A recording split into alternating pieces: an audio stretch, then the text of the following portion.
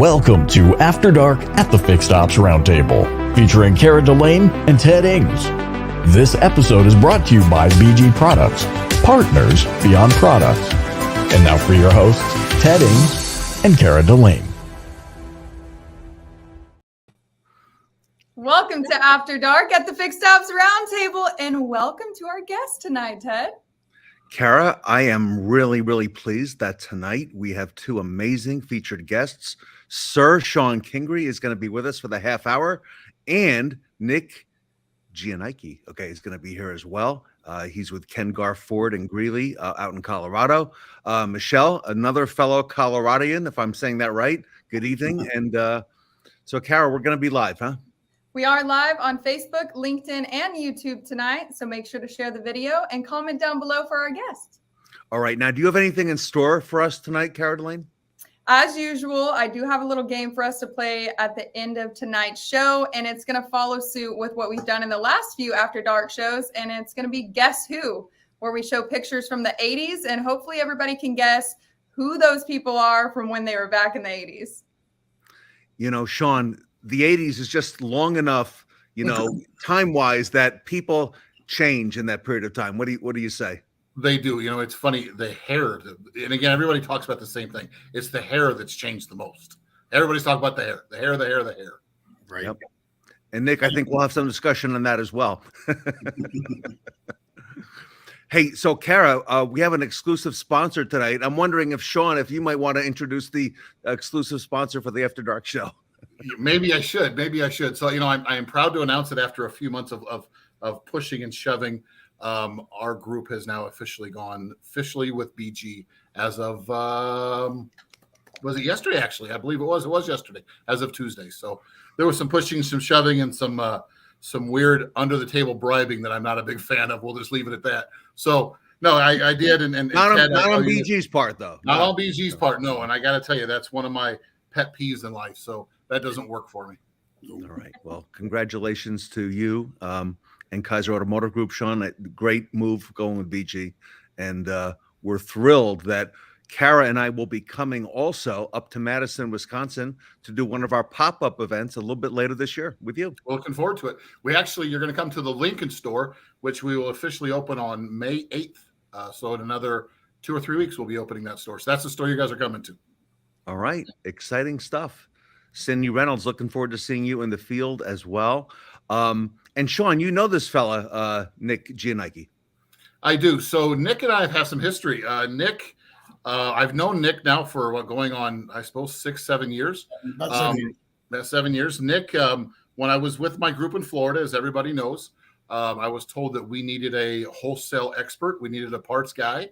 Nick had lived there previously, was living in hot, unfriendly Texas, and recruited him over, and sure as heck we hired him, and Nick and I worked together for almost 5 years. Yep.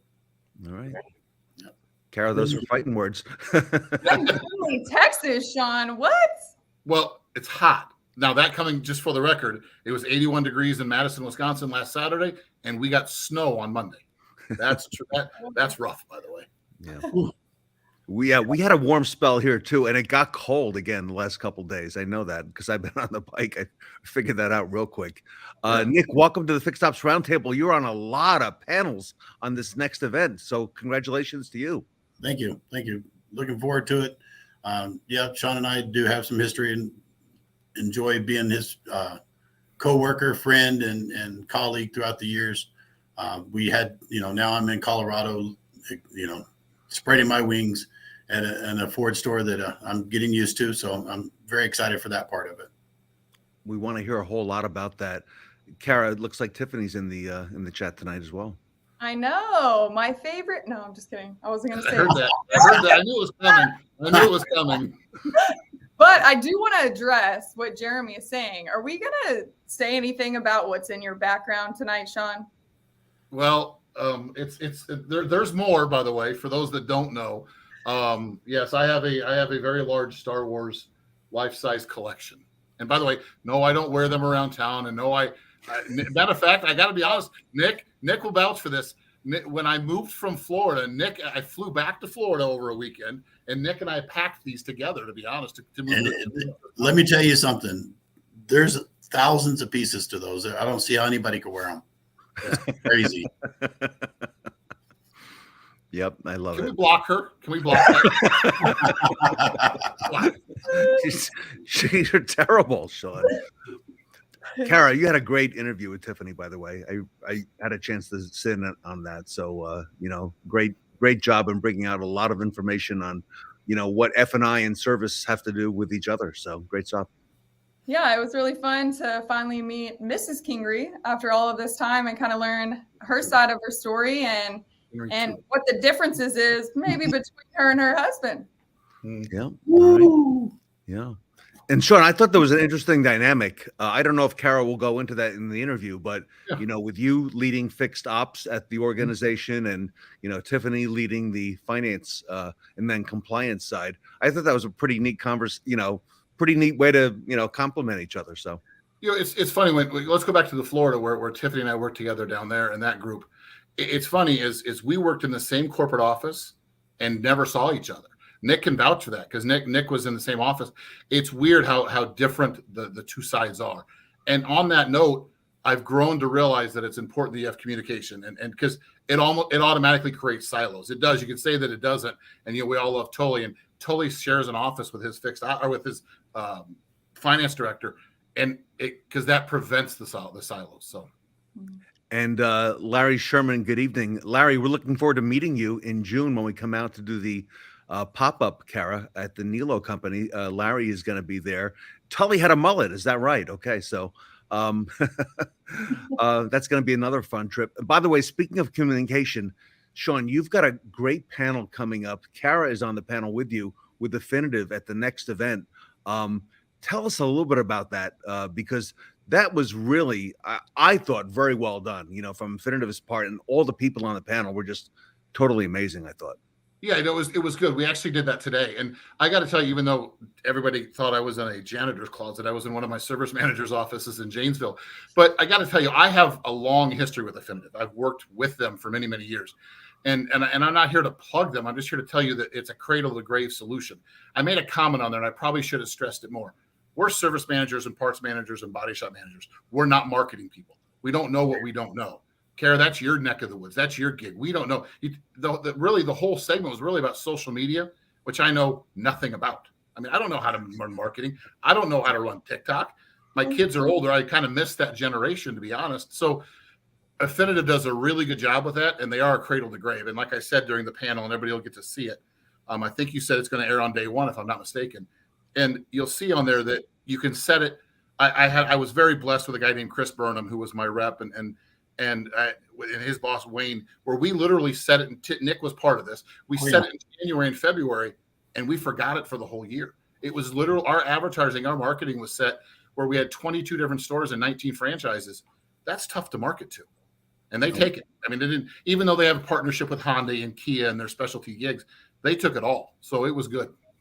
They did a good job for us. Yep. Sir Tully's in the chat. Nick, yes. Have you met Tully Williams? I have not met Tully yet. No, sir. Looking forward to the growth with the group. I'm super excited about that. No, we're excited to have you as well.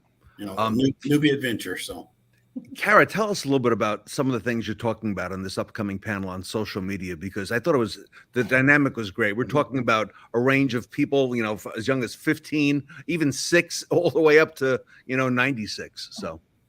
Yeah, it was really unique to have kind of all different age ranges, people from all over the automotive industry on this panel together to be able to talk about the future of advertising and marketing. And for a person like me that's young and this is what I do for the automotive industry, it is in my wheelhouse. So it was nice to talk about for once, because I feel like we see more focus on advertising and marketing, especially social media, more on the variable side of things, and fixed ops kind of gets left in the dust. And I think that's going to change in the next few years with all of these social media platforms. And honestly, I see more technicians on TikTok than anything, which is pretty impressive. So if you haven't looked into that, you can search the hashtag automotive technician, and all sorts of stuff is going to pop up, different businesses. different shops, different dealerships, whatever it may be. It's really interesting to see how creative these people in dealerships are getting to kind of expose themselves and be able to communicate and attract new clientele. I thought it interesting also the time of the video views. You gave us a scenario where years ago what it was and what it is today. If you don't mind, maybe share that a little bit. Yeah, so I kind of grew up in the Facebook era. And if you guys remember, Facebook used to track video views from 1 to 3 minutes. And since I've been in the industry, this has changed. It was about a minute to 2 minutes was our sweet spot for a long time, about 3-4 years ago. And that's when we would get ads placed in those and we could monetize off of them. And Facebook would track all of that, and Instagram as well. And then it kind of took a turn all of a sudden when TikTok came into the market. And now all of a sudden Meta, so Facebook and Instagram, tracks video views by 3 seconds. And that's because all of our brains are now used to those short, simple videos that TikTok has us watching and Reels has us watching every single day. And so our attention span is getting shorter and shorter, which means we have to catch people's attention really quickly these days and be able to hold their attention for at least a few seconds to get that information out. So, Nick, this is what the panel was all about, okay? Different forms of communication. I mean, we talked about even things like direct mail and so on and so forth. Larry, we're fired up as well. But Shon, I thought that was really interesting. So it was, and we talked about everything. And again, I gave Chris Burnham a shout out during the thing. Guys, snail mail is a real thing still. It is. The mailbox thing is a real thing. Where on Saturday you used to get all the stacks of junk mail. Now the junk mail is your email. And I think, Kara, if I'm not mistaken, it was you that you said you hate email, and you said it during this thing. And it was funny. All the people that were on the panel made a comment. That one of the chief revenue officer from Affinitive made a comment. His daughter's 16, doesn't have voicemail set up, and has no intentions of setting it up, by the way. Wow. And asked, and we talked about here, she just turned 15 or whatever it was. And then he made a comment that, well, do you want to get your permit? She goes, no, I really don't care about that. But will you set me up an Uber account? Guys, as everybody knows, I'm a father of 5. I can tell you all my kids when they were 16 got their driver's license right away. I mean, the world stopped turning until they got their driver's license. It's a different generation.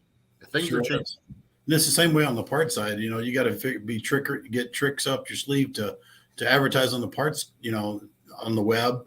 We're looking at doing, texting our customers information that way we can get involved a little bit easier and quicker. Because like Kara said, it's 3 seconds.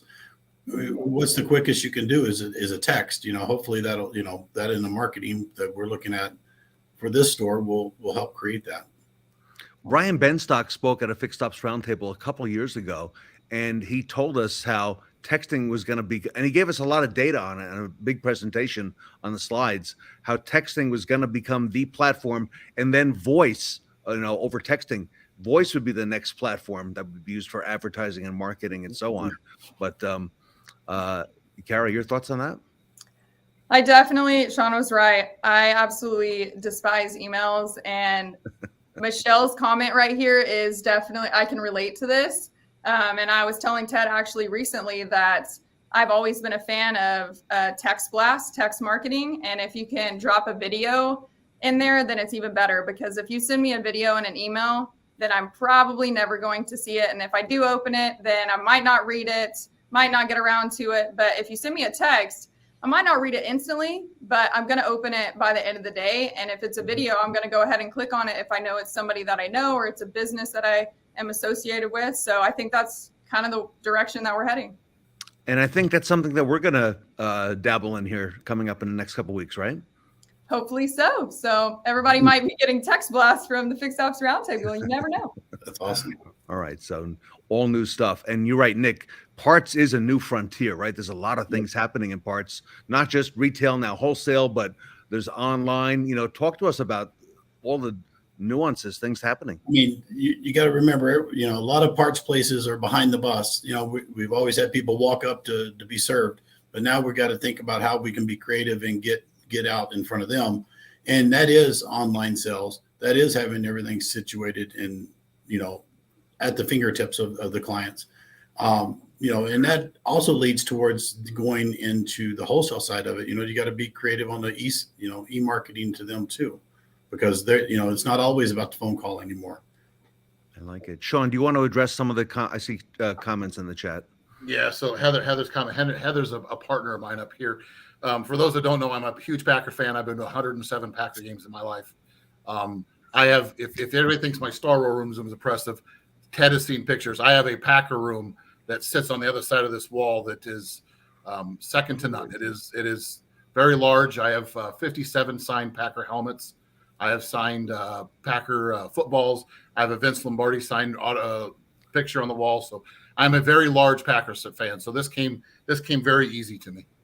All right, I like it. Jeff Bogaski's in the chat, and Jeff is the Chief Revenue Officer at Affinitive, and great panel coming up. In fact, I think, Shon, we're gonna have an encore presentation, right, with Jeff and the rest of the panel before the roundtable. On the Monday, I think the 1st of May. Am I correct? Yeah, I read. Not that I was reading my emails while I was driving home tonight, but yeah, that might have been the first. That might have been the 1st of May, I think. So, Kara, I don't know. Have you seen Robert Miggs? He's got a TikTok account as well, and he's been going through the shop and he's been posting a lot of cool videos. And Robert, I see that you're trending and you're growing there on. I don't know if you noticed that on TikTok, Kara. There's quite a few companies that we're associated with as far as fixed ops that I've seen take off in the last few months, actually. And most of them are in shops. And so they're getting pretty creative. They're bringing technicians in, service advisors, the guys in parts, whatever, and getting really creative. It's really fun. And it kind of gives an insight into who these people are that work behind the scenes in dealerships. So it's pretty interesting to me. Cool. Nick, you're also on a panel, I believe, with Shon about retaining employees, and you've gone out and actually done some recruiting at technical schools. Nick, talk to us about that, because not everybody that Shon's been out there recruiting would end up in the service department. Many would end up in parts. Yeah, like we had discussed in the past, whenever service goes out to tech schools, we were never included. And one of the things Shon and I talked about is the guys that just weren't quite up to par for tech, to spin the wrenches, could easily come in and help us in parts. So that's one thing that we offered up, is whenever we were interviewing them, we're just up there visiting, say, hey guys, there is an other side of this fence on the fixed ops side, and it's the part side. And, you can work hard and make good money and a clean living. You don't have to get dirty and greasy and still have the same automotive experience. And Shon, share with us some of the benefits of, working with the trade schools and the colleges, and as you've done. Obviously for the tech side, that goes without saying. I mean, they're in the business. You're hoping that's what they want to do. But, as you sit there and Nick and a couple other of us, when we used to go to the college down together in Florida, you could tell the people that got it and the people that didn't. And as you get closer to the instructors, they'll tell you that, hey, and I make a comment during the panel that, hey, this student may be a 4.0 student, but he's not the guy that you want turning wrenches for you. You want the guy that's actually a 2.2 because he actually cares. The kid that's his 4.0 because it's daddy said he couldn't have his inheritance until he did it. And they'll tell you that. But then you've also they say, listen, this kid's a good kid, but he just doesn't have the right aptitude to turn wrenches, and that's okay. But he's extremely book smart. And that makes a great parts guy. And that's why, I used to take Nick and his other partner with them. They go up there and stand with me. And for those that don't know, I hate public speaking, but we got really good at it. And we fed off of each other. And then we split up, and, Nick would take his guys and I'd take my guys. And listen, we became the college recruiters, and there was no competition. None of the other competitors in town even came, because we kind of, I say own the college. It's the wrong way to say it, but we were there so much. Nobody would even compete with us. Yeah, I agree with that 100%. They got to know us really quick. You can't give up. You can't just go once and then think that they're going to come to you. You got to keep in their eyesight, that way, they remember who you are. So Nick, how often would you go? How often were you guys there? I think if I remember correctly, it was at least once a month that we would go, but I mean, we were recruiting, we would see them randomly throughout the weeks, and they were applying for jobs. So we would get to talk to them more than random. Yep. Kara, look at the comment from Tracy at Traction. Everyone today lives their whole life on their cell phone. A lot of truth to that, right? Absolutely. I know that everything that I do to my day-to-day doesn't matter. It's on my phone, whether I'm, looking for a restaurant to eat, checking in at the airport, trying to find a gas station, shopping for clothes. Doesn't matter. All on my tires. phone. Okay. Yep. Tires. New car. We sell tires. We can get the tires at the dealership. We sell tires. We sell tires. We sell tires. Kara, you have an interesting panel coming up also with Northwood University. You want to share a little bit about that? Because that's a very special school dear to the heart of a lot of people in our industry. Yes, that is going to be a highlight of this next Fixed Ops Roundtable. I think just hearing from one of the students there was really interesting to kind of get his outlook on the industry and what they're doing with the auto show there and different new techniques. And kind of, I could tell that, one of his professors was on with him and he was so hyped up, so excited about the fixed ops and automotive industry as a whole. And it was so exciting to me because I was like, we need people like that are just so eager to learn, so eager to get out there and implement new techniques and new technologies that are going to help our industry grow. So it's going to be a really interesting segment. So don't miss it at the next Fixed Ops Roundtable. And Shon, one more thing. Kara managed to find 2 female technicians in a shop and went out to the dealership, Shon, and she interviewed them at the store. And that's pretty fascinating. That's going to be part of this roundtable too, Kara. Yep. That's big. And there's one thing I want to say. Well, Nick and I back in Florida, we had a couple that we recruited out of college. And and Nick's going to talk about, there was a gal from Russia, by the way, didn't speak a whole lot of English.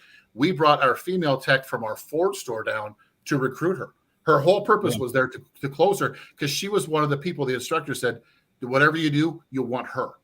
And even though she didn't speak a lot of English, and they're like, you want her. And by the way, we got her. She went to our Cadillac store. Wow. Yeah. Wow. Good. One other thing I want to say about the roundtables coming up, Ted, and this is kind of a shout out that we didn't talk about, is you kind of hit it with Nick and Nick being here. It's parts. And I've obviously been part of the roundtables and I've been blessed for many years. Thanks to both of you for being part of it. Guys, we don't give enough attention to parts. And this roundtable, for those that don't know, there's some key points about parts. And that's part of the reason that Nick's here. And I got to do a couple panels with him. Again, the comment, we can't turn hours without parts, guys. We put a lot of attention on fixed. We put a lot of attention on hours and Marco and all the. But the good news about this roundtable, there's some really good comments about parts, really good segments and special dedication to parts. And parts starts on day one. It's all over the event, Nick, and you're all over the event. So congratulations, first time out. I'm so glad you reached out. Okay, and look at all the look at Ellen, right? Look at all the people we've met. So yeah, it's amazing. It's amazing to get to know all the people that we're working with through the roundtable. I watch it consistently, just trying to grasp one thing every time I watch to where it makes me a better leader. And looking forward to passing my knowledge on to my team and to others to get involved in the part side of it, because we're losing that, we're losing those chances, and we got to get people more excited to get back into this end of the field, because they're so worried that it's going full electronic that it's going to weed out the parts guy. Well, it's not going to weed out the parts guy because you always have to have the human element into it. So a week from this coming Monday, Nick, is Monday, May 1st. We're going to announce the agenda for the roundtable with the times that everybody's on, the panels, and a lot of it is not live. Okay, a lot of it's been in the works for weeks and weeks and weeks, right? But for a lot of people, Shon, we talked about it. They think it's live, and yeah, absolutely. It's a lot of fun. So it is. And we've done them live as well. Well, so. we try to answer questions as well, by the way. And hello, Lizzie. By the way, Lizzie used to run a BDC for Nick and I down in Florida. Right. So shout out to Lizzie. She's a rock star BDC girl. So we try to answer questions on there too, because questions do come up. Yep. I love it, and they come up all the time. So we'll have everybody in there. Sarah Van Dyne, I can't wait for it as well. Sarah's got a couple amazing panels. You did a great segment with David O'Brien. And Sarah, I love the panel that you put together. You had some rock stars on there. You had that fixed ops director from Cavender, Allie. She was great, Sarah. So thank you for all that you do. Kara, it's probably time to, do a little bit of that guessing game, right? I think so. So we have 4 different Guess Who's tonight. So if you've been following along with this for the last couple of weeks, we've been playing Guess Who, where we show pictures from the 80s, and we all have to guess who that person is. And they're all familiar faces from the Fixed Ops Roundtable. Most of them have been on the After Dark show. So hopefully it won't be too difficult tonight, but I think a couple of them are going to stump you guys. So make sure that you're commenting down below if you're watching us live tonight, to help our guests out, because I don't think they're going to get all of these right. I know Tony Owens, who's in the chat, was last week. We had one of his pictures from the 80s. And I don't know if anybody guessed that one or not, but it was a great picture. So, No. all right. All right. Here is our first one. So we're looking at the man in this photo. Who is this? And he's involved with the Roundtable. He is. He's heavily involved in the Roundtable. I recognize the eyes, but I don't know the name. Any clues there on the shirt? I think Michelle just got it right. Yeah, I think she did. Oh, yeah. It Mark is. Mickens. Look at that. Whoa. Nice. Mark Mickens, everybody, is on the mobile panel at the Fixed Ops Roundtable. He also has a solo interview that we do coming up. And Mark is from New Jersey, a fellow Jerseyite. And actually, he lives, Shon, in the same town where I live, right? He's the high school football. He's been the high school football coach for like 40 years, right? Wow. I heard it's all about. I've heard from you. It's all about the exit. I heard whatever exit you're on in Jersey. It's all about the exit. Yep. Exit 153B, you would take to come here, right? Yep, It's a all about the exit. left-hand lane on the Garden State Parkway, heading north next time you're in Jersey. So, unlike the people, that young gentleman we had on the other night was from exit way down, like exit 2, right? So imagine that. Oh, wow. Way down there. Yeah. So Craziness. all right. So good job, Michelle. Mark Mickens. Yep, you got that one. Here is our second one. Can you See give if us some anybody clues? gets this one right. Hey, Sticks, how are you? There he is. Good stuff. This guy should look really, really familiar. Okay. And any clues, Kara, on You know, can you share with us? you've seen him really recently, everyone watching. Okay. There's Yeah. Can't we block her? I thought we talked about blocking. She's commenting from like every. she's got a couple identities. I think she's prepared in case you do block her. Right? You're probably right. Nick, it's you. It's me. It's Nick. It's me. Kara, can you go back to the picture with hair for a second? Wow. Look at that. Okay, take a good look at this. Okay. Now look at this. Much better. Much better. Much better now. I love it. All right, we're on Back to, in the 80s. let's see, the third one here. Who are we looking at here, Kara? We are looking at the middle young boy. In the 80s. Yep. Yeah, Robert. Maybe Robert Miggs, right? Robert Miggs. Nope. Dang. Robert, is that you? No? Okay. I know this man extremely, extremely well. Okay. He is a mentor of mine, actually. And Ed Roberts? Nope. Not that Ed isn't one of my mentors. This guy actually got me into automotive. Oh, goodness. Justin Pomeroy. No, Justin. They're getting it. It is Mr. Barbosa. Oh, look at that. Nice. Yeah. It Look was at that. Eric.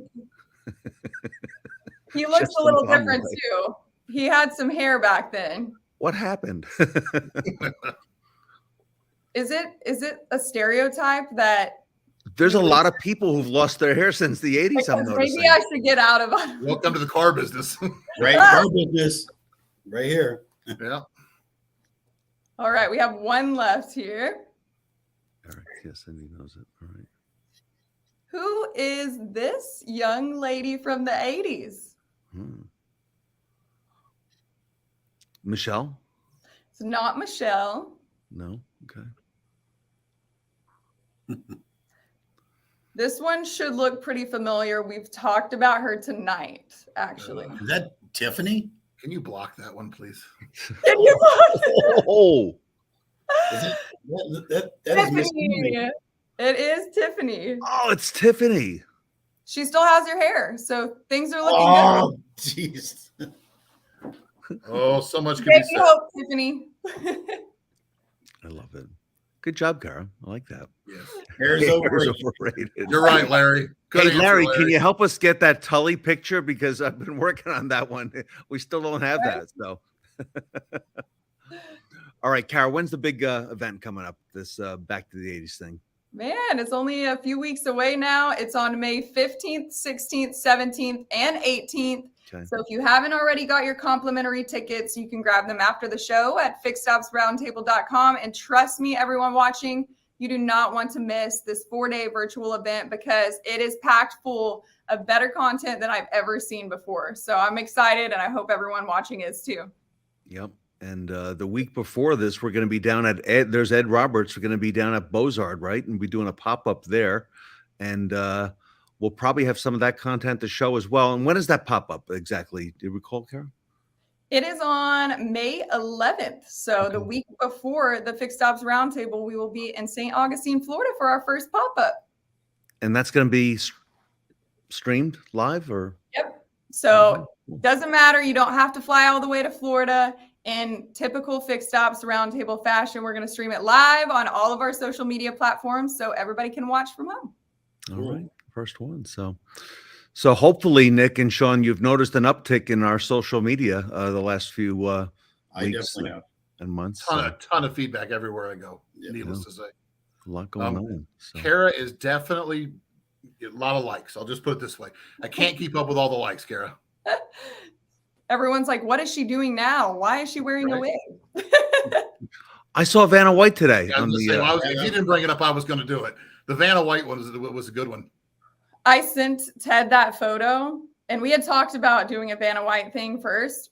I sent him the picture, and I said, remind me to never dye my hair fully blonde or chop it off like that. Not happening. All right. Well, good stuff. Hey, Nick, thank you so much, and Shon, for being here tonight. Of course. Thank you very much. Thanks for having us. Cool. Thank you guys so much. Nick, welcome, and thanks for being on with us. Shon, welcome back. Thank you, everyone, for watching tonight and playing along with Guess Who. Hopefully, everyone's got their complimentary tickets to the Fixed Ops Roundtable, and you can get those at fixedopsroundtable.com right after this, and we will see everyone on Monday at 8 p.m.